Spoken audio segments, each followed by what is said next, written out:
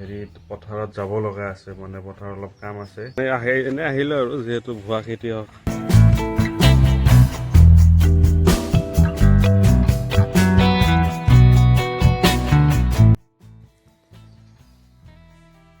Hello', আসসালামু আলাইকুম, নমস্কাৰ। কি খবৰ সকলোৰে? আশা কৰোঁ আপোনালোকে ভালে আছে, মই ভালে আছোঁ। আজি হৈছে তাৰাবি 18 আৰু অলৰেডি তাৰাবি পঢ়ি ঘৰ আহি পালোঁ। ঘৰত আহি তাৰপিছত ডিনাৰ কৰা হ'ল। এতিয়া মানে টোপনি যোৱাৰ প্ৰিপাৰেশ্যন কৰিছোঁ। চাই থাকক। এতিয়া চেহেৰি কৰা হ'ল অলৰেডি। এতিয়া যিহেতু ফজৰ নামাজৰ সময় হৈছে, এতিয়া অলৰেডি ৰেডি হৈ গ'লোঁ ফজৰ নামাজৰ কাৰণে। এতিয়া ডাইৰেক্ট ফজৰ নামাজ পঢ়ি তাৰপিছত অলপ ৰেষ্ট কৰিম। তাৰপিছত আপোনালোকক ইয়াৰ পিছত ব্লগ কণ্টিনিউ কৰি আছোঁ। চাই থাকক। আজি হৈছে ৰমজান 18 আৰু অলৰেডি আজি ৰমজান মাহৰ তৃতীয় জুম্মা আৰু জুম্মাৰ কাৰণে অলৰেডি মানে ৰেডি হৈ গৈছোঁ। এতিয়া ওলাম আৰু বাকী ইয়াৰ পিছত ব্লগ কণ্টিনিউ কৰি আছোঁ। আপোনালোকে চাই থাকক।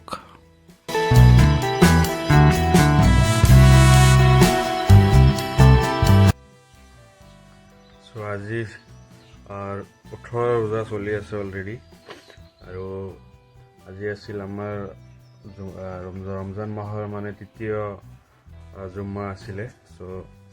এতিয়া জুম্মা কমপ্লিট কৰি তাৰপিছত ঘৰত আহি অলপ ৰেষ্ট ল'লোঁ। ৰেষ্ট লোৱাৰ পিছত অলপ ভাবিলোঁ ব্লগ কণ্টিনিউ কৰোঁ।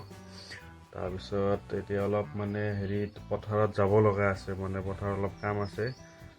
তাৰপিছত আৰু কি কৰিব পাৰোঁ। আপোনালোকে এনেকৈ চাই থাকক আৰু লগতে এনেকৈ মৰম দি থাকক।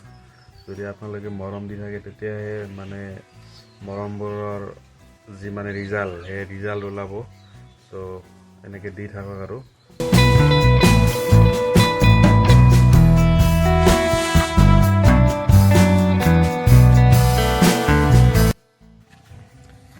ফাইনেলি আহি পালোহি পথাৰৰ মাজলৈ। এনে আহিলোঁ আৰু যিহেতু ভুৱা খেতিয়ক।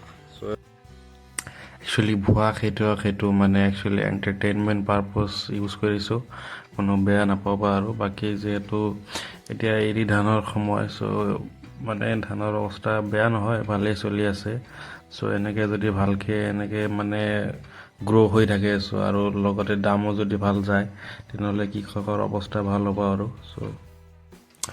পথাৰৰ মাজত টাইম স্পেণ্ড কৰোঁতে যিহেতু আছৰ নামাজৰ সময় হৈ গ'ল, এতিয়া ঘৰত আহি ৰেডি হৈ গ'লোঁ আছৰ নামাজৰ কাৰণে।